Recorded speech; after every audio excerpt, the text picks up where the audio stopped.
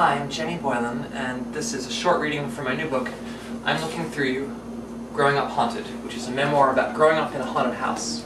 Here's a scene that takes place within the first month after our family has moved into this creepy old house in Pennsylvania.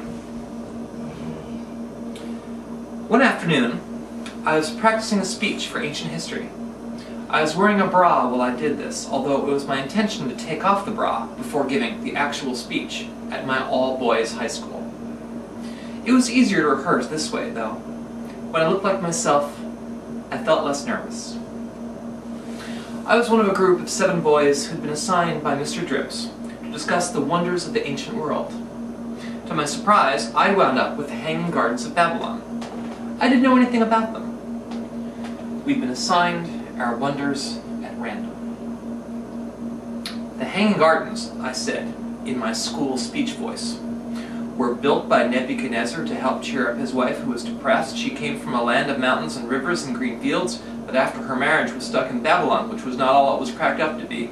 Nebuchadnezzar decided to make her happy by building a fake mountain for her and then covering it up with plants that flowed all around.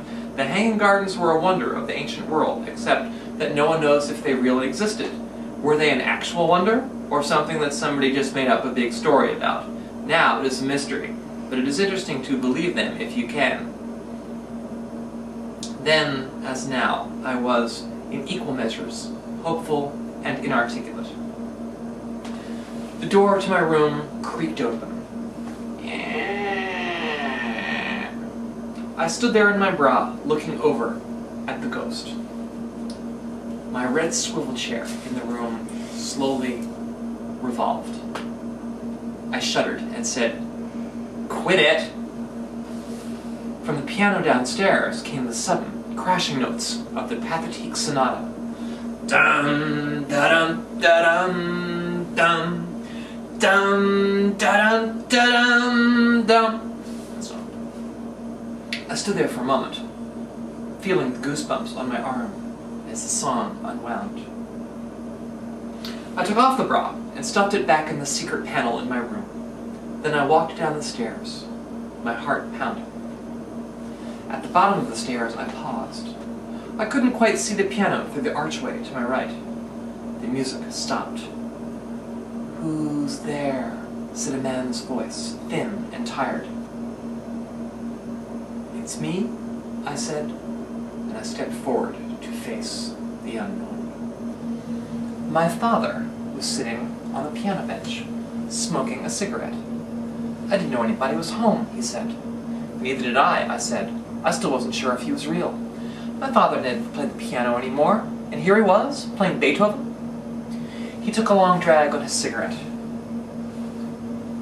"Sorry about the noise," he said. "It's fine. You ought to play more often, Dad."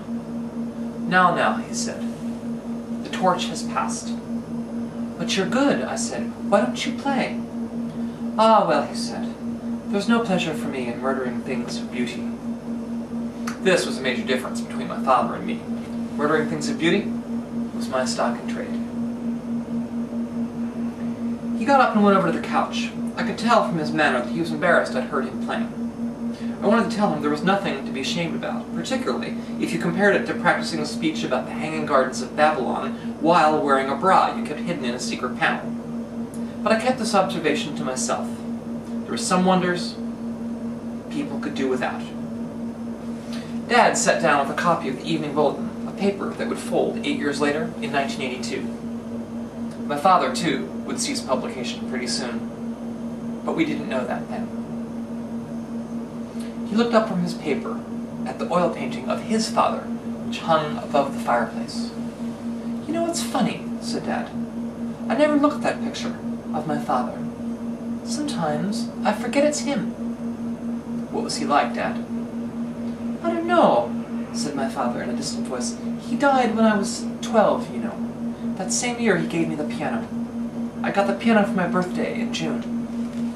By the fall, he was dead." "Don't you remember anything about him?"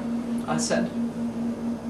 He thought for a long time, then said, "He always wore white in the summer, a linen suit, and he smoked a pipe. He stared once more at his father's face, having a private conversation. "I'm sorry you lost him," I said. My father's eyes fell from one James Boylan to the other. "What's that?" I said, "I'm sorry you lost him, your dad." He nodded. "You bet." His voice broke, and we lingered there, the three of us, for a long moment, grandfather and father and son. "I guess I should finish my homework," I said. "Good show," said my father. "I'm doing an oral report for Mr. Drips." "On what?" "The Hanging Gardens of Babylon." "Ah," said my father, in his distant, wistful voice. "The ancient world." I told him I was leaving, but I didn't leave. We didn't have many moments like this. I sat down at the piano. "So, Dad, do you feel okay?" "Oh, you bet. Seriously, now that they took off that, that mole on your back, do you feel like yourself again?"